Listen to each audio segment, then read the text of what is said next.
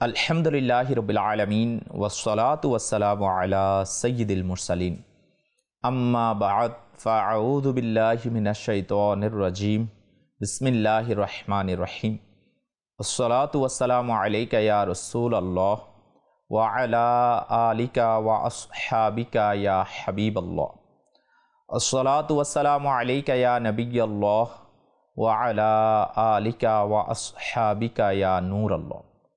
প্রিয় ইসলামী ভাইরা ও মাদানী চ্যানেলের দর্শক শ্রোতা, উপস্থিত হয়েছি আপনাদের মাঝে আবারও পবিত্র রবিউল আওয়াল শরীফের বিশেষ অনুষ্ঠান নবী বংশের রমণীগণ নিয়ে।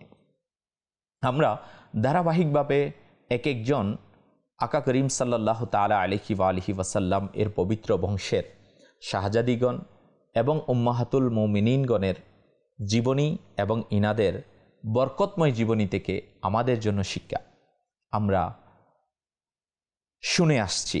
আজও ইনশাআল্লাহুল করিম এর ব্যতিক্রম নয়। আসুন আমরা সর্বপ্রথম প্রিয় নবী রাসূলে আরবী সাল্লাল্লাহু তাআলা আলাইহি ওয়া আলিহি ওয়াসাল্লাম এর দুরূদে পাক পাঠ না করার ক্ষতি সম্পর্কে শ্রবণ করি। রাসূলে পাক সাল্লাল্লাহু তাআলা আলাইহি ওয়া আলিহি ওয়াসাল্লাম ইরশাদ করেন, যার নিকট আমার আলোচনা হলো এবং সে আমার উপর দুরূদ শরীফ পড়ল না, সে জুলুম করল। নাউজুবিল্লাহ। প্রিয় ইসলামী ভাইরা, প্রিয় আকাশ সাল্লাল্লাহু তাআলা আলাইহি ওয়া আলিহি ওয়াসাল্লাম এর প্রতি দুরূদে পাক পাঠ করা অনেক জরুরি। কেমন জরুরি আমরা বুঝতে পেরেছি। আল্লাহ পাক আমাদেরকে দুরূদে পাক পাঠকারীদের মধ্যে শামিল করে নিক। আজকের এই পর্বে আমরা জানতে পারবো হযরতে হাফসা, উম্মে সালমা, জাইনাব বিনতে জাহশ রাদিয়াল্লাহু তাআলা আনহুন্না ইনাদের জীবনী সম্পর্কে। আরও জানতে পারবো তাদের ধৈর্য, আনুগত্য, দরিদ্রতার মধ্যেও ধৈর্যশীলতা, কৃতজ্ঞতা, দ্বীনের সেবায় আত্মনিয়োগের মহান গুণাবলী। আসুন প্রথমে আমরা শ্রবণ করি হযরতে হাফসা রাদিয়াল্লাহু তাআলা আনহা। উম্মুল মুমিনিন হযরত হাফসা রাদিয়াল্লাহু তাআলা আনহা এর সম্মানিত পিতা ছিলেন আমিরুল মুমিনিন হযরত উমর বিন খাত্তাব রাদিয়াল্লাহু তাআলা আনহু এবং তার সম্মানিত আম্মাজান ছিলেন হযরত জাইনাব বিনতে মাজউন রাদিয়াল্লাহু তাআলা আনহা, যিনি একজন প্রসিদ্ধ সাহাবিয়া ছিলেন। হযরত হাফসা রাদিয়াল্লাহু তাআলা আনহা এর প্রথম বিবাহ হয়েছিল হযরত খুনাইস বিন হুযাইফা শাহমী রাদিয়াল্লাহু তাআলা আনহু এর সাথে। তিনি তার স্বামীর সঙ্গে মদিনা তাইয়্যিবায় হিজরতও করেছিলেন, কিন্তু তার স্বামী বদর অথবা উহুদের যুদ্ধে আহত হয়ে ইন্তেকাল করেন এবং তিনি রাদিয়াল্লাহু তাআলা আনহা বিধবা হয়ে যান। এরপর প্রিয় নবী সাল্লাল্লাহু তাআলা আলাইহি ওয়া আলিহি ওয়াসাল্লাম তৃতীয় হিজরিতে তাকে বিবাহ করেন এবং তিনি উম্মুল মুমিনিনের মর্যাদায় আসীন হয়ে প্রিয় নবী সাল্লাল্লাহু তাআলা আলাইহি ওয়া আলিহি ওয়াসাল্লাম এর পবিত্র ঘরে আসার সৌভাগ্য লাভ করেন। তিনি ছিলেন অত্যন্ত মর্যাদাপূর্ণ, উন্নত, সাহসী ও দানশীল একজন মহিলা। সত্যবাদিতা, উপস্থিত বুদ্ধি ও বিচক্ষণতায় তিনি তার পিতার স্বভাব পেয়েছিলেন। তিনি প্রায়ই রোজা রাখতেন এবং কোরআনে মজিদের তেলাওয়াত ও অন্যান্য বিভিন্ন ধরনের ইবাদতে মগ্ন থাকতেন। তার স্বভাবে কিছুটা কঠোরতা ছিল, তাই আমিরুল মুমিনিন হযরত উমর বিন খাত্তাব রাদিয়াল্লাহু তাআলা আনহু সর্বদা এই ভেবে চিন্তিত থাকতেন যে তার কোনো কড়া কথায় যেন প্রিয় নবী সাল্লাল্লাহু তাআলা আলাইহি ওয়া আলিহি ওয়াসাল্লামের মনে কষ্ট না হয়। তাই তিনি বারবার তাকে বলতেন, হে হাফসা, তোমার যা কিছুরই প্রয়োজন হয় আমার থেকে চেয়ে নিও, সাবধান, কখনোই হুজুরে পুন্নর সাল্লাল্লাহু তাআলা আলাইহি ওয়া আলিহি ওয়াসাল্লামের কাছে কোনো জিনিস চাইবে না এবং তাকে কখনোই মনে কষ্ট দেবে না। অন্যথায় মনে রাখবে, যদি প্রিয় নবী সাল্লাল্লাহু তাআলা আলাইহি ওয়া আলিহি ওয়াসাল্লাম তোমার প্রতি অসন্তুষ্ট হয়ে যান, তবে তুমি আল্লাহ পাকের গজবে গ্রেপ্তার হয়ে যাবে। আল্লাহু আকবার। কেমন শিক্ষা ছিল সাহাবায়ে কিরাম আলাইহিমুর রিদওয়ানগণের। তিনি অত্যাধিক ইবাদত গুজার হওয়ার পাশাপাশি ফিকাহ ও হাদিসেও উল্লেখযোগ্য মর্যাদার অধিকারী ছিলেন। তিনি রাসূলুল্লাহ সাল্লাল্লাহু তাআলা আলাইহি ওয়া আলিহি ওয়াসাল্লাম এর কাছ থেকে 60টি হাদিস শরীফ বর্ণনা করেছেন, যার মধ্যে 5টি হাদিস বুখারী শরীফ উল্লেখ রয়েছে, আর বাকি হাদিসগুলো অন্যান্য হাদিসের কিতাবে লিপিবদ্ধ আছে। ইলমে হাদিসের মধ্যে অসংখ্য সাহাবা ও তাবেঈন তার ছাত্রের তালিকায় দেখা যায়, যাদের মধ্যে তার নিজের ভাই আব্দুল্লাহ বিন উমর রাদিয়াল্লাহু তাআলা আনহু খুবই প্রসিদ্ধ। তিনি 45 হিজরির শাবান মাসে মদিনাতুল মুনব্বারায় ওফাত লাভ করেন। তখন হযরত আমিরে মুয়াবিয়া রাদিয়াল্লাহু তাআলা আনহু এর শাসনামল ছিল এবং মারওয়ান বিন হাকেম মদিনার শাসক ছিলেন। তিনি তার জানাজার নামাজ পড়ান এবং কিছুক্ষণের জন্য তার জানাজা কাঁধে নেন। এরপর হযরত আবু হুরায়রা রাদিয়াল্লাহু তাআলা আনহু কবর পর্যন্ত তা কাঁধে করে নিয়ে যান। তার ভাই হযরত আব্দুল্লাহ বিন উমর এবং তার 3 জন ভাতিজা হযরত সালেম বিন আব্দুল্লাহ, হযরত আব্দুল্লাহ বিন আব্দুল্লাহ, হযরত হামজা বিন আব্দুল্লাহ রাদিয়াল্লাহু তাআলা আনহুমাগণ তাকে কবরে নামান। তিনি জান্নাতুল বাকিতে অন্যান্য পবিত্র বিবিগণের পাশেই সমাহিত হন। ওফাত শরীফের সময় তার বয়স ছিল 60 কিংবা 63 বছর। আমরা শুনছিলাম হযরতে হাফসা রাদিয়াল্লাহু তাআলা আনহা এর বরকতময় আলোচনা। এখন আমরা শুনব হযরত উম্মে সালমা রাদিয়াল্লাহু তাআলা আনহা এর বরকতময় জীবনী। আসুন আমরা জেনে নিই, তার নাম ছিল হিন্দ এবং উপনাম হলো উম্মে সালমা। তবে তিনি নিজের উপনাম দ্বারাই বেশি প্রসিদ্ধ ছিল। তার পিতার নাম হুজাইফা এবং কিছু ঐতিহাসিকের মতে সাহাল। তবে এতে সকল ঐতিহাসিকগণ একমত যে তার মা হলেন আতিকা বিনতে আমের রাদিয়াল্লাহু তাআলা আনহা। তার বিবাহ প্রথমে হযরত আবু সালমা আব্দুল্লাহ বিন আব্দুল আসাদ রাদিয়াল্লাহু তাআলা আনহু এর সাথে হয়েছিল, যিনি ছিলেন রাসূল সাল্লাল্লাহু তাআলা আলাইহি ওয়া আলিহি ওয়াসাল্লাম এর দুধ ভাই। তারা উভয় স্বামী স্ত্রী নবুয়ত ঘোষণার পরপরই ইসলাম কবুল করে নিয়েছিলেন এবং সর্বপ্রথম তারা উভয়েই হাবশার বর্তমান ইথিওপিয়া দিকে হিজরত করেন। এরপর তারা হাবশা থেকে পুনরায় মক্কাতুল মুকাররমায় ফিরে আসেন এবং মদিনা মুনব্বারায় হিজরত করার সংকল্প করেন। সুতরাং হযরত আবু সালমা রাদিয়াল্লাহু তাআলা আনহা উটের উপর হাওদা বাঁধেন এবং তাতে হযরত বিবি ও উম্মে সালমা রাদিয়াল্লাহু তাআলা আনহা ও নিজের সন্তান সালমা রাদিয়াল্লাহু তাআলা আনহুকে আরোহণ করিয়ে দিলেন। কিন্তু যখন উটের রশি ধরে হযরত আবু সালমা রাদিয়াল্লাহু তাআলা আনহু যাত্রা করলেন, তখন হযরত উম্মে সালমা রাদিয়াল্লাহু তাআলা আনহা এর বাপের বাড়ির অর্থাৎ বনু মুগীরার লোকজন দৌড়ে আসলো এবং তারা বলল যে আমরা আমাদের গোত্রের এই মহিলাকে কখনো মদিনায় যেতে দিব না। তারা জোর করে তাকে উট থেকে নামিয়ে নিল।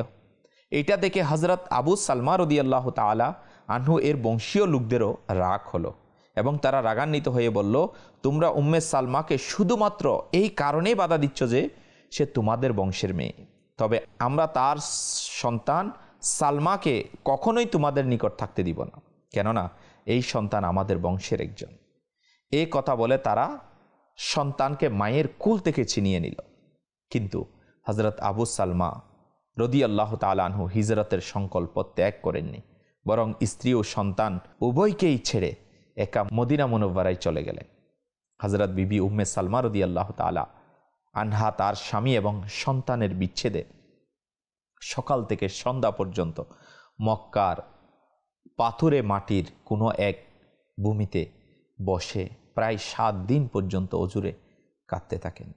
তার এই অবস্থা দেখে তার এক চাচাতো ভাইয়ের তার প্রতি দয়া হলো এবং সে বনু মুগীরাকে বুঝিয়ে বলল, তোমরা এই মিসকিনকে কেন তার স্বামী ও সন্তানের কাছে যেতে বাধা দিচ্ছ?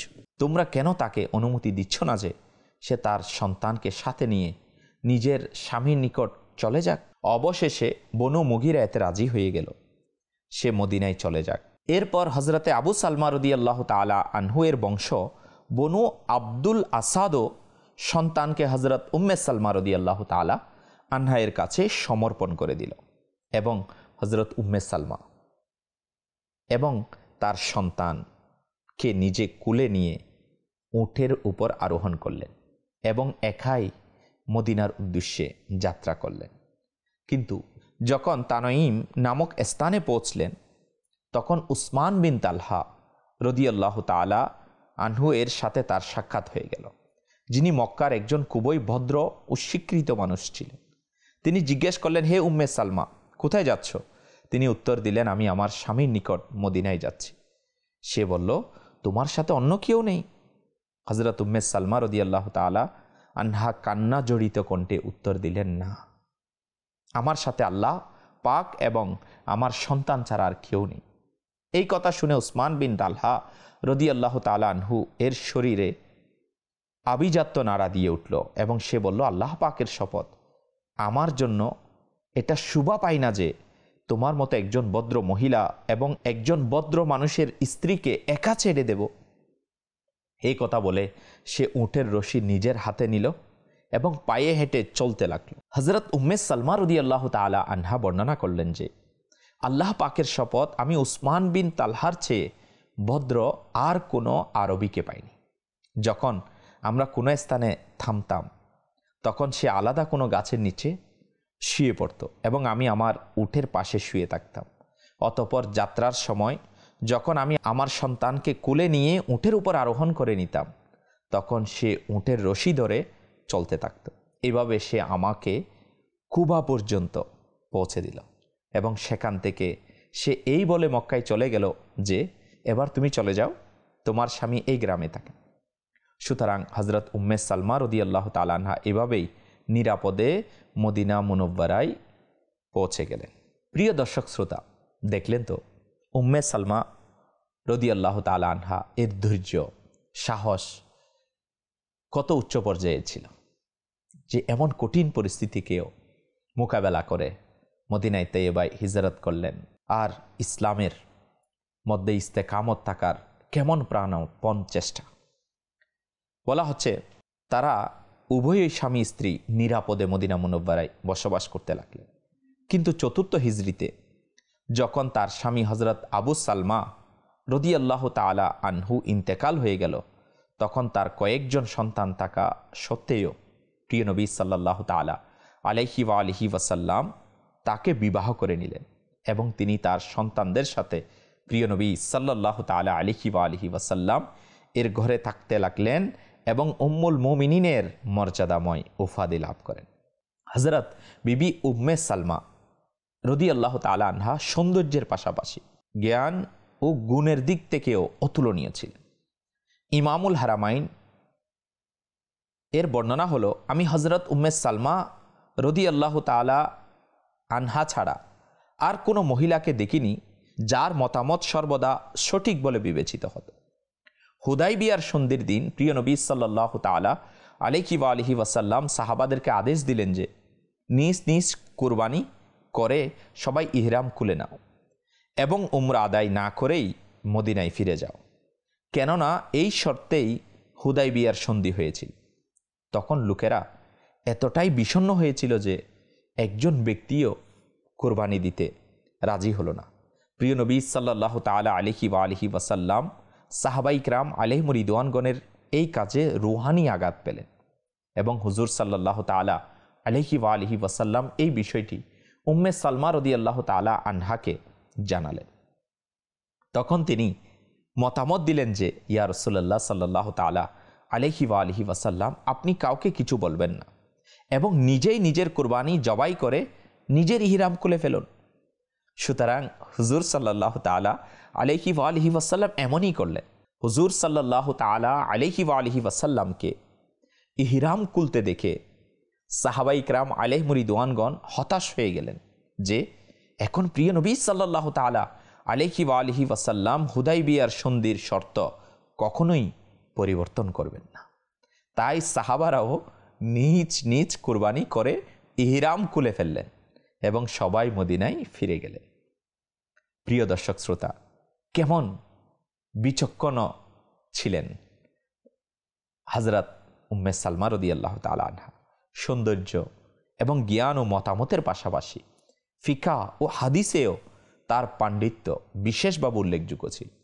তিনি 378টি হাদিস রাসূলুল্লাহ সাল্লাল্লাহু তাআলা আলাইহি ওয়া আলিহি ওয়াসাল্লাম থেকে বর্ণনা করেন এবং অসংখ্য সাহাবা ও তাবেঈন হাদিসে তার ছাত্র ছিল।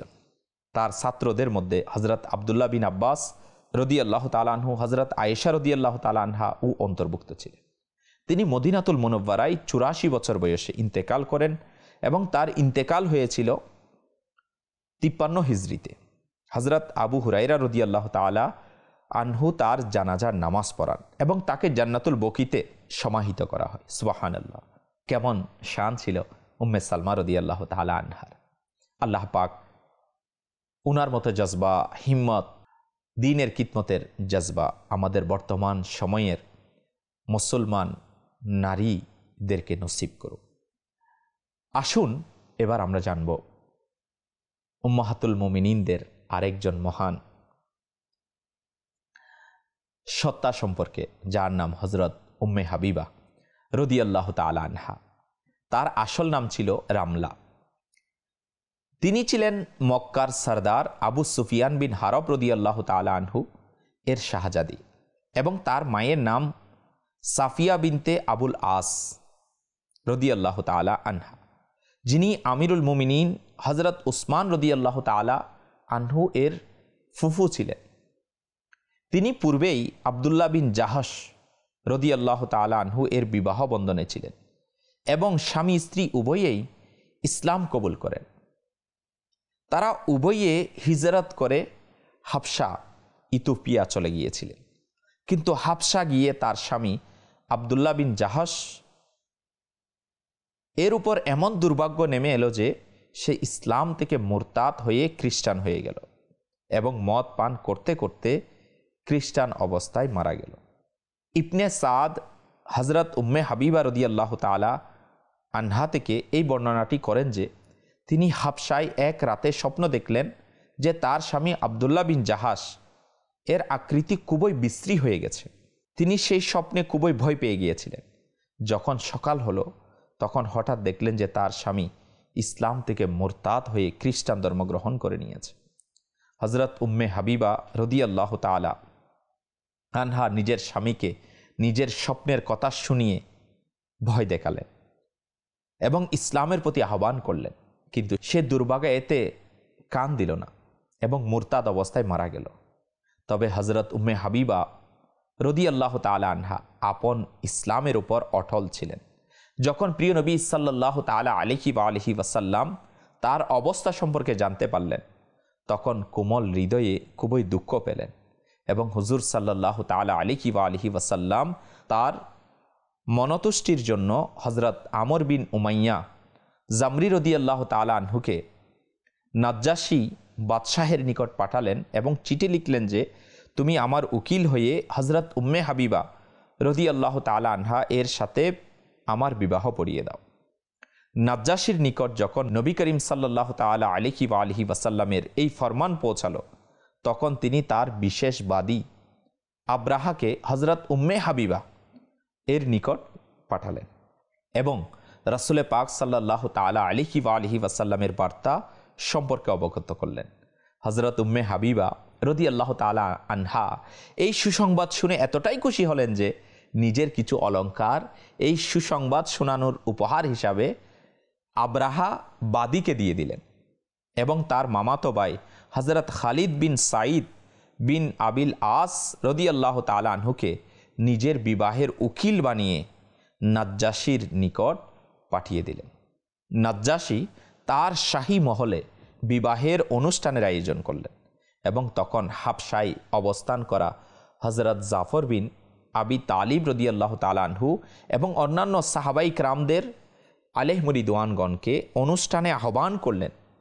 তিনি নিজেই খুতবা পাঠ করে সবার সামনে রাসূলে পাক সাল্লাল্লাহু তাআলা আলাইহি ওয়াসাল্লামের সাথে হজরত উম্মে হাবিবা রদিয়াল্লাহু তাআলা আনহা এর বিবাহ সম্পন্ন করিয়ে দিলেন এবং 400 দিনার নিজের থেকে মোহর আদায় করে দিলেন, যা তখনই হজরত খালিদ বিন সাইদ রদিয়াল্লাহু তাআলা আনহুকে সমর্পণ করে দেওয়া হল। যখন সাহাবায়ে কিরাম আলাইহিম রিদওয়ানগণ বিবাহের অনুষ্ঠান থেকে বিদায় নিচ্ছিলেন, তখন নাজ্জাশী বাদশাহ বললেন, আপনারা সবাই বসুন। আম্বিয়াগণ আলাইহিমুস সালামদের এটাই পদ্ধতি ছিল যে বিবাহের সময় খাবার খাওয়ানো হতো। এই কথা বলে নাজ্জাশী খাবার আনালেন এবং সকল সাহাবাইকরাম আলাইহিম রিদওয়ানগণকে পেট ভরে খাবার খাওয়ালেন। অতপর নাজ্জাশী হজরত শারাহবিল বিন হাসানা রদিয়াল্লাহু তাআলা আনহু এর সাথে হজরত উম্মে হাবিবা রদিয়াল্লাহু তাআলা আনহাকে মদিনা মুনব্বরায় প্রিয় নবী সাল্লাল্লাহু তাআলা আলাইহি ওয়া আলিহি ওয়াসাল্লামের খিদমতে পাঠিয়ে দিলেন এবং হজরত উম্মে হাবিবা হেরেমে নববীতে প্রবেশ করে উম্মুল মুমিনিনের মর্যাদাময় উপাধি লাভ করেন। প্রিয় দর্শক শ্রোতা, হজরত উম্মে হাবিবা রাদিয়াল্লাহু তাআলা আনহা খুবই পবিত্র সত্তার এবং উন্নত গুণাবলীর সমন্বয় ও খুবই সাহসী ও দানশীল স্বভাবের অধিকারী ছিলেন, আর খুবই শক্তিশালী ইমানের অধিকারী ছিলেন। তার পিতা যখন কুফরের অবস্থায় ছিলেন এবং হুদাইবিয়ার সন্ধি নবায়নের জন্য মদিনায় আসেন, তখন সরাসরি তার ঘরে গিয়ে প্রিয় নবী সাল্লাল্লাহু তাআলা আলাইহি ওয়া আলিহি ওয়াসাল্লামের বিছানায় বসে গেলেন।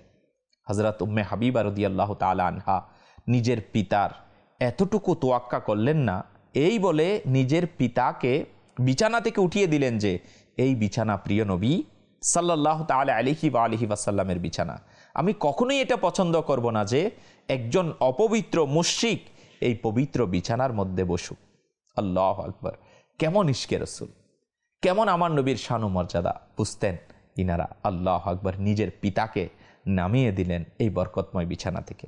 হযরত উম্মে হাবিবা রাদিয়াল্লাহু তাআলা আনহা প্রায় ৬৫টি হাদিস রাসূলুল্লাহ সাল্লাল্লাহু তাআলা আলাইহি ওয়া আলিহি ওয়াসাল্লাম এর কাছ থেকে বর্ণনা করেন, যার মধ্যে ২টি হাদিস বুখারী ও মুসলিম শরীফে কিতাবে রয়েছে এবং একটি হাদিস শুধু মুসলিমে বর্ণিত রয়েছে। বাকি হাদিসগুলো অন্যান্য হাদিসের কিতাবে বিদ্যমান। তার ছাত্রদের মধ্যে তার ভাই আমিরে মুআবিয়া রাদিয়াল্লাহু তাআলা আনহু এবং তার শাহজাদি হাবিবা রাদিয়াল্লাহু তাআলা আনহা ও তার ভাগিনা আবু সুফিয়ান বিন সাঈদ রাদিয়াল্লাহু তাআলা আনহু খুবই প্রসিদ্ধ। ৪৪ হিজরিতে মদিনা মুনব্বরায় তার ওফাত হয় এবং জান্নাতুল বাকিতে পবিত্র বিবিগণের পাশে সমাহিত করা হয়। প্রিয় দর্শক শ্রোতা, প্রিয় নবী সাল্লাল্লাহু তাআলা আলাইহি ওয়া আলিহি ওয়াসাল্লাম এর অপর একজন বিবি হযরতে জয়নব বিনতে জাহাশ রাদিয়াল্লাহু তাআলা আনহা, যিনি আল্লাহু আকবার রাসূলুল্লাহ সাল্লাল্লাহু তাআলা আলাইহি ওয়া আলিহি ওয়াসাল্লাম এর ফুফু হযরত উমাইমা বিনতে আব্দুল মুত্তালিব রাদিয়াল্লাহু তাআলা আনহু এর শাহজাদি। প্রিয় নবী সাল্লাল্লাহু তাআলা আলাইহি ওয়া আলিহি ওয়াসাল্লাম এর আজাদকৃত গোলাম জায়েদ বিন হারেসা রাদিয়াল্লাহু তাআলা আনহু এর সাথে তার বিবাহ হয়েছিল, কিন্তু কিছু পারিবারিক কারণে ইনার তালাক হয়ে যায়। পরবর্তীতে হুজুর সাল্লাল্লাহু তাআলা আলাইহি ওয়া আলিহি ওয়াসাল্লাম তাকে বিবাহের প্রস্তাব পাঠালেন, আর সে আল্লাহ পাকের দরবারে দোয়া করলেন যেন এই বিবাহ হয়ে যায়। হযরতে জৈনব বিনতে জাহাশ রাদিয়াল্লাহু তাআলা আনহা এর দোয়া কবুল হয়ে গেল। আল্লাহ পাক স্বয়ং হযরত জৈনব বিনতে জাহাশ রাদিয়াল্লাহু তাআলা আনহাকে প্রিয় নবী সাল্লাল্লাহু তাআলা আলাইহি ওয়া আলিহি ওয়াসাল্লাম এর সাথে বিবাহ দিলেন। হ্যাঁ, এটার জন্য আল্লাহ পাকের পক্ষ থেকে কোরআনে পাকের আয়াত অবতীর্ণ হলো। আল্লাহু আকবার! কেমন বরকতময় বিবাহ ছিল সেটা। আল্লাহ পাক আমাদেরকে বুঝার আর আমল করার তৌফিক দান করুক। কেমন বরকতময় সত্তা ছিলেন তিনারা, জিনাদের বরকতময় জীবনী দ্বীনের খিদমতের জন্য কুরবান ছিলেন, ধৈর্য ও সবরে পরিপূর্ণ ছিলেন, হিকমতওয়ালা জীবন ছিলেন। আল্লাহ পাক এই মহান রমণীগণের জীবনী থেকে আমাদের সমাজ যেন উপকৃত হয়, আমাদের নারী সমাজ যেন শিক্ষা অর্জন করে এবং নিজেদের পরিবারকে সুন্নতের রঙে রঙিন করার সৌভাগ্য অর্জন করে। আলহামদুলিল্লাহ রাব্বিল আলামিন দাওয়াত ইসলামী এই পয়গামী মাদানী চ্যানেলের মাধ্যমে নেকির দাওয়াত দিয়ে থাকে, দাওয়াত ইসলামীর অন্যান্য কাজের মাধ্যমে এই পয়গামকে পৌঁছিয়ে থাকে। আল্লাহ তাআলা আমাদের সবাইকে দাওয়াত ইসলামীর এই সুন্দর দ্বীনী পরিবেশের সাথে সম্পৃক্ত হয়ে নেকির কাজ করার তৌফিক নসিব করুক। আমিন আমিন বিজাহি নবিল আমিন। সাল্লু আলাল হাবিব সাল্লাল্লাহু তাআলা আলা মুহাম্মদ সাল্লাল্লাহু তাআলা আলাইহি ওয়া আলিহি ওয়াসাল্লাম।